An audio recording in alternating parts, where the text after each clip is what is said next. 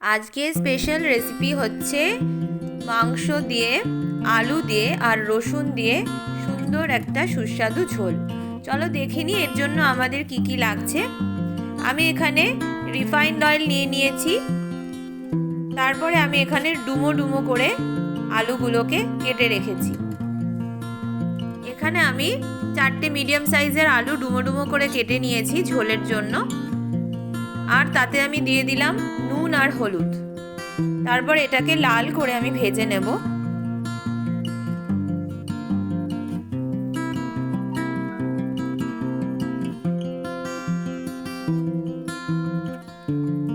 এরপর আমি মশলার জন্য নিয়ে নিচ্ছি 2-3টে তেজপাতা, একটা বড় পেঁয়াজ কুচি করে নিয়েছি, আর তাতে নিয়েছি আদা আর রসুন, এগুলো সব। আর তার সাথে আমি 4-5টা কাঁচা লঙ্কা নিয়ে নিয়েছি। এগুলো সব আমি মিক্সার গ্রাইন্ডারে মিক্স করে নেব।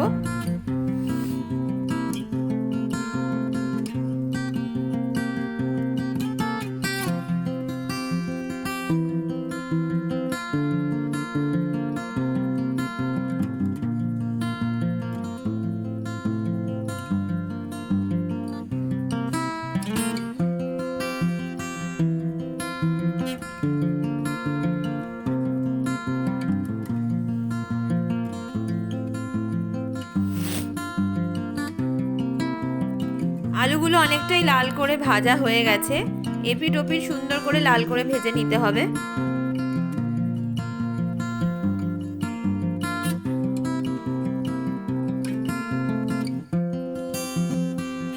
এরপরে আমি এখানে চিনি অ্যাড করেছি 2 চামচ মতো। তারপরে আমি একটা গোটা রসুন উপরের মুখটা সামান্য ছাড়িয়ে নিয়েছি আর ধুয়ে আমি এটা দিয়ে দিলাম। রসুনের জন্য মাংসের কালারটা অনেকটা এনহ্যান্স করবে আর খেতেও খুব সুস্বাদু হবে। আর তার সাথে আমি কিছু কুচনো পেঁয়াজ এখানে দিয়ে দিয়েছি।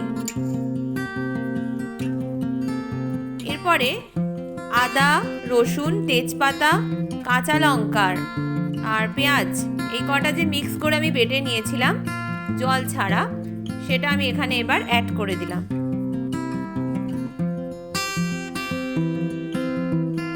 এটাকে এবার সুন্দর করে কষাতে হবে।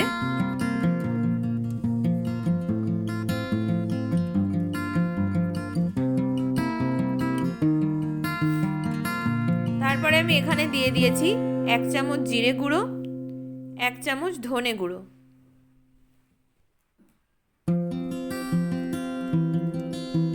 আর তাতে আমি দিয়ে নিয়েছি সামান্য নুন।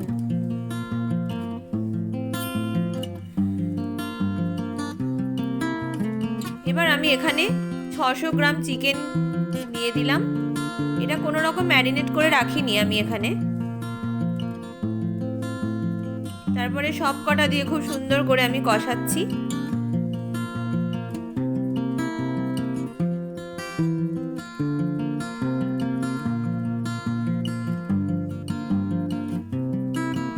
এরপরে আমি এখানে সামান্য লঙ্কার গুঁড়ো অ্যাড করলাম। এটা কমপ্লিটলি অপশনাল, যারা লঙ্কার গুঁড়ো খেতে পছন্দ করেন না তারা অ্যাড করবেন না। তারপরে আমি এখানে একটু সামান্য জল দিয়ে নিয়েছি আর এটাকে এখন ভালো করে আমরা কষাবো।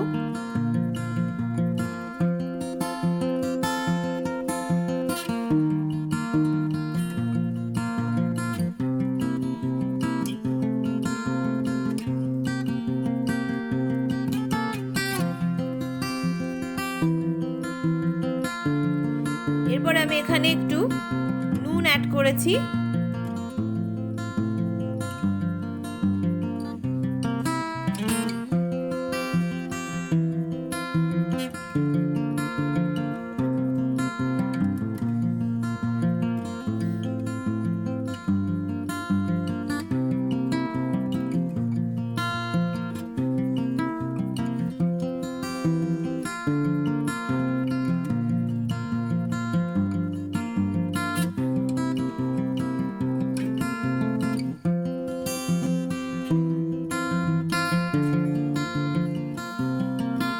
এরপরে আমি এখানে 2টো মিডিয়াম সাইজের টমেটো কেটে কুচো করে রেখেছিলাম, সেগুলো এখানে অ্যাড করলাম।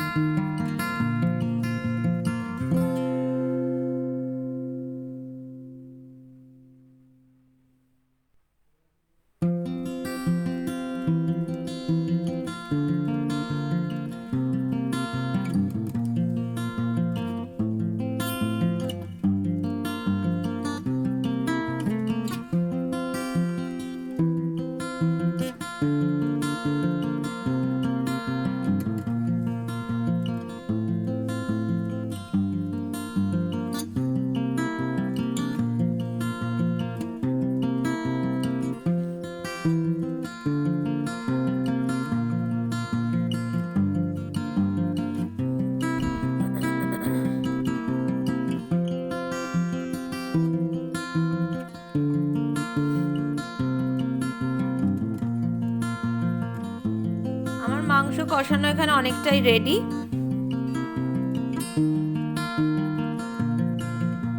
এবারে আমি এখানে পরিমাণ মতো একটু জল অ্যাড করলাম।